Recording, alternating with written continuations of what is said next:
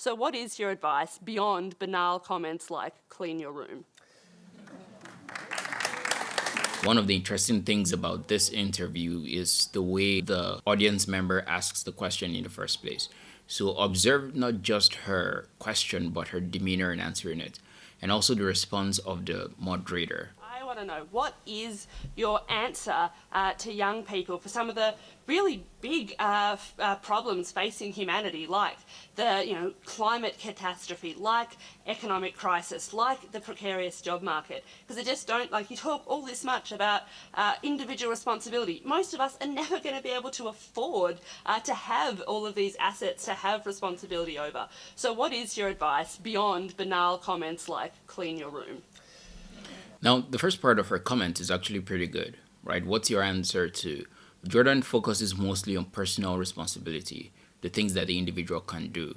But her answer is there are some issues that the individual just can't do on their own. And this spans from, like the example she gave, climate change, to also just revolutionary social action as well. Think about all the revolutions that have taken place. It took collective action to make that happen. So that part is good. But the second part already portrays that she's there with a particular frame of mind, and that has a counter effect in getting a good answer. Also, at that, she implies a distinction between the actions of the person and the action of the community. Those two are actually very, very much related. Well, it's actually rather difficult to answer a question that ends with your comments are banal, politely. Note her overreactiveness. The problem with being overreactive is that you're not listening to the other person while they speak. You have already reacted, or you're already reacting physically. And once your facial structure changes, it means that your emotions are changing as well, right? The person has stated something and you've gone inside. You're now introspective rather than listening to what they're saying on the outside. One of the upsides of keeping a straight face when someone is speaking to you is you get to allow it sink into you, and your own mind and logic gets to judge what the person is stating, for better or for worse. It also helps you remove your own emotional biases from the statement being made. She had already started reacting with her face before he was even done, right? Probably because the crowd was also reacting to it, and she was feeling like the crowd was on his side.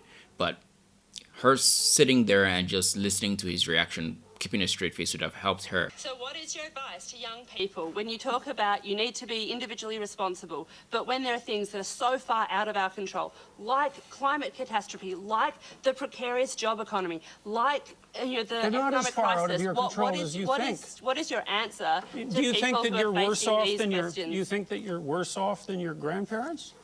I think there are different challenges. Do you think you're worse off than your grandparents? I think that Jordan, once again, we're not going to cross-examine our questioners. Now, this is something that journalists do. When a journalist is interviewing someone, they tell the person that they get to ask the question. So in this case, it's the audience member. This is a fatal point in journalism. Everybody asking a question, even a journalist, comes to the question with some assumptions and biases already. And sometimes the best way to answer a question is actually to prod the question itself. If the person comes with certain assumptions, think about loaded questions. When a journalist comes with a loaded question, they're expecting a reaction from you. But by prodding the question itself, the answer to the question itself can show itself without you having to, because some of these questions are not rational to answer. Now, in this case, him prodding her question, would have informed not just her more, because sometimes we don't think through our statements before we make them, or even our assumptions before we have them. So prodding her questions would have helped her herself, but would have also helped the audience members themselves, right? The more questions you have, in law school, for instance, we're taught using the Socratic method. And it's basically a professor standing there and asking you questions about the case, as if they've never read it. And it's up to you to know the answer to the question and to respond. That helps you yourself to think through and understand not just the case itself, but the underlying reasoning behind the case as well. It's the most helpful way, and that's why it's used in law school. It's the most helpful way to teach the person what they need to learn, rather than just saying it to them. So try answering the question about collective responsibility on climate change, for example. Pick one part of that, because the argument, I think, is the individual responsibility does not change the climate, does not fix the problem that needs global collective responsibility. So I think that's the core of the question. Do you have a theory about that? Well, fundamentally, I'm a psychologist, and my experience has been that people can do a tremendous amount of good for themselves and for the people who are immediately around them by looking to their own inadequacies and their own flaws and the things that they're not doing in their lives and starting to build themselves up as more powerful individuals. And if they're capable of doing that, and then they're capable of expanding their career. And if they're capable of expanding their career and their competence, then they're capable of taking their place in the community as effective leaders. And then they're capable of making wise decisions instead of unwise decisions when it comes to making collective political decisions. I'm not suggesting in the least, and have never suggested, that there's no domain for social action. I'm suggesting that people who don't have their own houses in order should be very careful before they go about reorganizing the world, which happens in many ways. Jordan is right there. She is making a particular assumption, right? You see her shaking her head, meaning that the individual doesn't have a lot of that control. Leadership in of itself, what she's actually saying is, what can we do as a collective? But a collective can only act when there's a leader. There needs to be someone who either inspires, right? So a very good example of this is Barack Obama. With all of Obama's flaws, one thing he was very good at was inspiring. Now, that's just the practical nature of life, that those with the gift of oration, Martin Luther King, for instance, can inspire action out of people. That's practical. But then with that then comes the need for leadership, because once you inspire people to stand and to act, you then need to be able to lead them, quote unquote, to the promised land. You need to be able to deliver on the things that you promised. Now, if you're a person who hasn't developed yourself, or you haven't learned to tame not just your own emotions, but also your logic, and to bring this emotion and logic together in a way that is practical. Now, that's the key there, especially when it comes to leadership. If you're a journalist, you get to just talk, you get to write, and people will listen to you. And if you're good at just speaking, then you can succeed, right? If you're good at just writing, you can succeed. But once you're a leader trying to get practical change, then your own weaknesses have to be tamed as well. They come to light and they have to be tamed. Why? Because there is a law of leadership called the law of the lid. This was actually written by John Maxwell.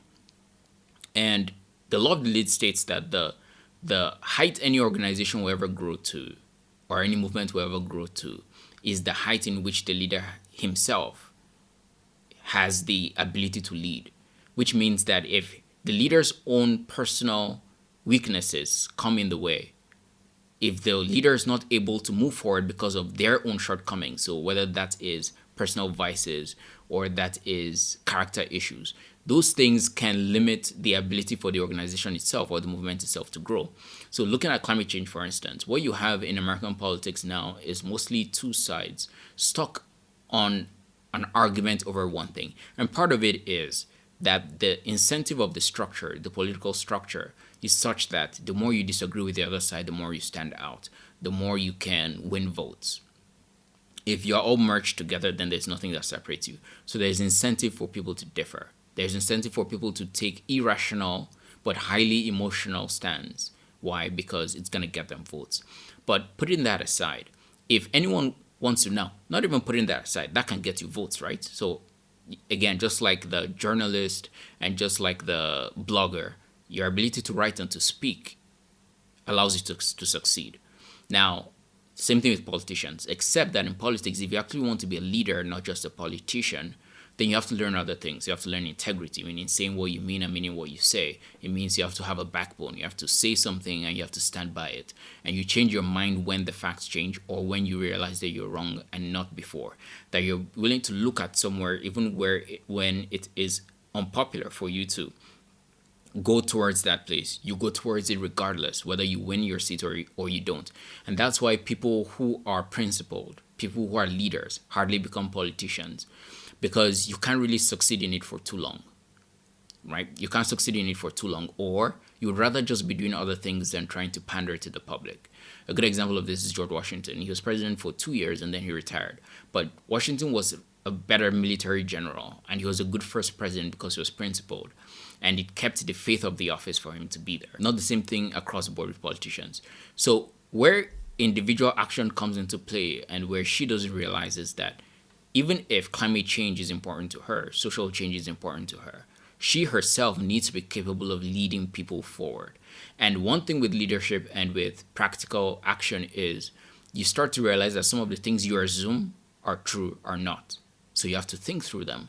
You have to see the powers at play and think about moving this power here to move this thing here in order to be able to succeed.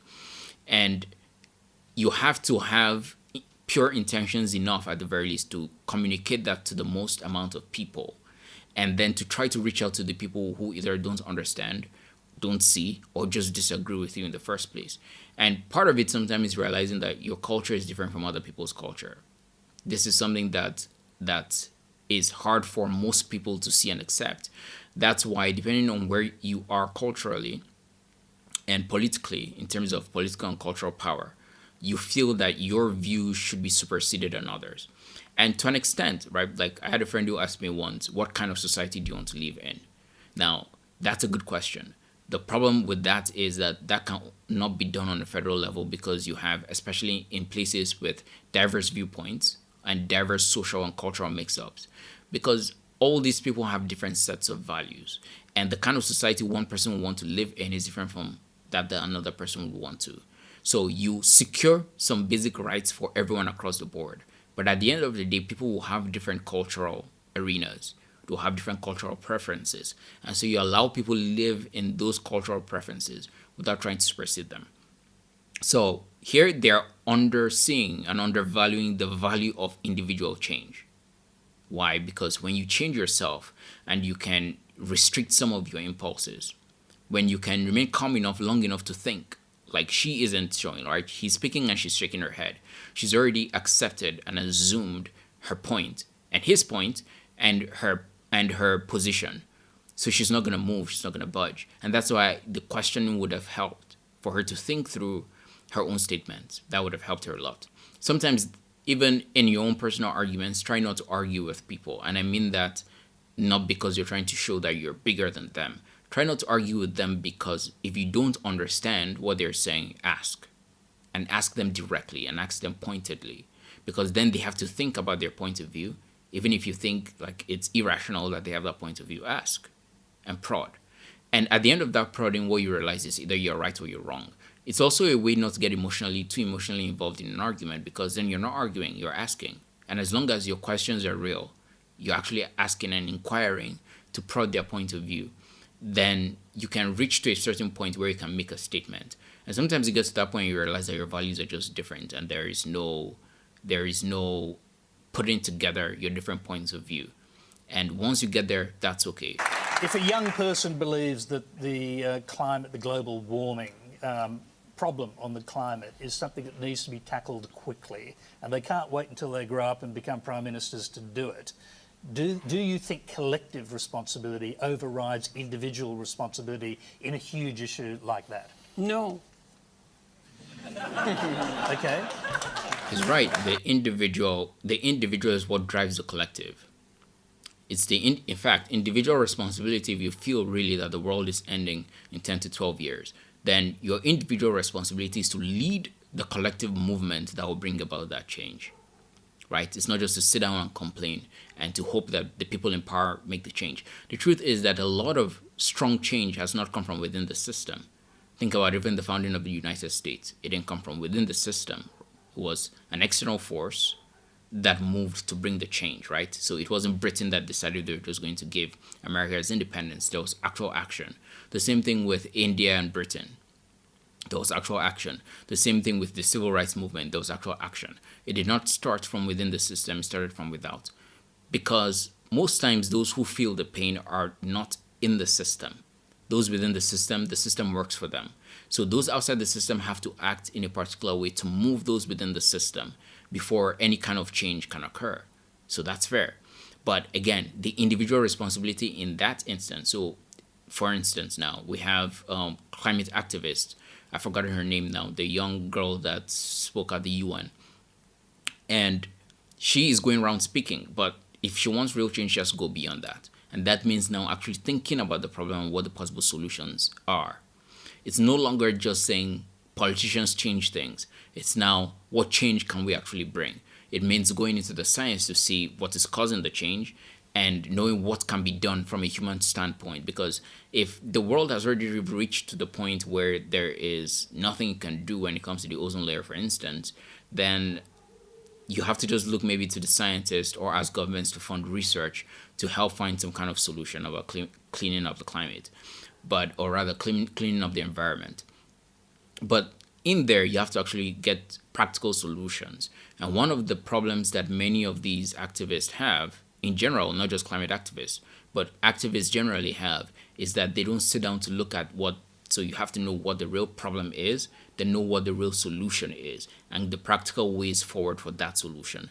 And where you cannot win elections because of it, you can always get other people to win. If you're not old enough to run for office, you can support someone who is old enough to run for office to bring about that change, or even raise funds now in the day of GoFundMe.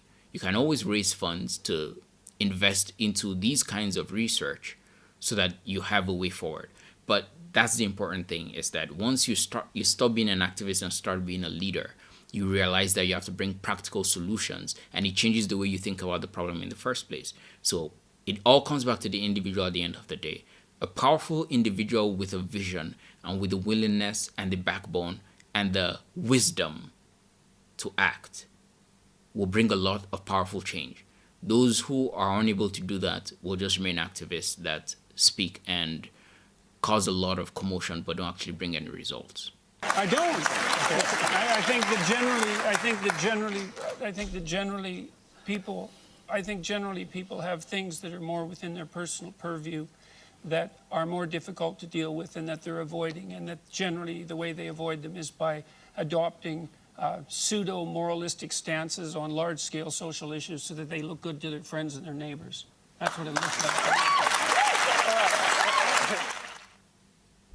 Now, he's right as well, and the reason why she's holding her face that way towards the end there is she doesn't agree, obviously, but also she doesn't see how that's possible. She may think she's not trying to look good in front of her neighbors, but she maybe isn't consciously doing it, but in a kind of way she is. And the reason is you then have to consider who the neighbors are. The neighbors are people who likely think like her. Her friends are likely people who think like her. So taking that stand may not be necessarily because she's trying to look good in front of them consciously, but because it looks good within that group to have that kind of stand. And that's why if you go to different communities, then the different actions, the different values that make you stand out as a superstar are different in those communities. And so you see people that try to emulate those values. And that's why having good values is good for a community at large, right? And that goes back to the conversation about politics and where the government should start and stop. Because having good values in a community actually helps everyone in the community. Truth is, nobody has the time to learn every single good thing in their lifetime. Steve Jobs said before he died that one of the worst things about dying, is that you die with all this knowledge that you have gained over a whole lifetime, and the next person has to come and learn the same thing over again. And not everybody gets to learn it. The environment you're in teaches you a lot of things. That's why exposure is good. To go from where you are to other places, it allows you to see other values that may supersede the ones you have. So all these things, they teach you and they help you when you're in an environment that has certain good values and qualities. It teaches you and helps you. It's also why many people don't know what they don't know. They run around their lives confused. I see a lot of these cases. People are confused about what they need to do because the results they have, they're not satisfied with. But they don't know what to do in the first place to change those results. And a lot of it is the places they've grown up have had certain kinds of values that have taught them certain things that turned out not to bring the optimal result that they want. Now, they may still not be able to figure it out for a long time because as humans, we don't know what we don't know. So it's going to take a lot of time and a lot of effort and a lot of exposure outside their own bubbles, which not everybody tends to have in order to get rid of that mindset and have the kind of life that they want. So in total, I hope more people see this. Jordan has become a polarizing figure right now in American politics, but overall, his teachings are sound. It's that, look, and no matter what, the individual cannot control what other people do. We only have control over ourselves. And it's absurdly powerful. It's absurdly powerful when we learn how to control ourselves. It's one of the most underlooked areas of life. Learning to control yourself, learning good values can change your life forever. The reason is the only constant in your life is you. And even if you cannot control what somebody else does to you, you can control how you respond. And responses are powerful because a good response can turn an angry situation into a calm one. It can tame it. It can reflow or redirect it to a more protective place. So someone who can master themselves enough to master a situation can bring a lot of positive results. For instance, think about the woman in this video. If she had mastered herself and her responses, this conversation would have gone a lot different because she could have prodded him back and they could have had a good back and forth. But when you get emotional in a conversation, and part of the thing is, it's not as if the other person, people who don't get emotional, it's not as if they don't feel the emotion. They just allow it to harbor, they feel it inside of them. But they know that once they go back in a reflective mode, meaning reflecting on the emotion they feel, rather than on what the person is saying, then you miss the road. It's how simple arguments turn into catastrophes, because then you start taking the personal things personal, right? But if you choose the value of ignoring the personal and you focus instead of on the statement being said, you can solve a lot of problems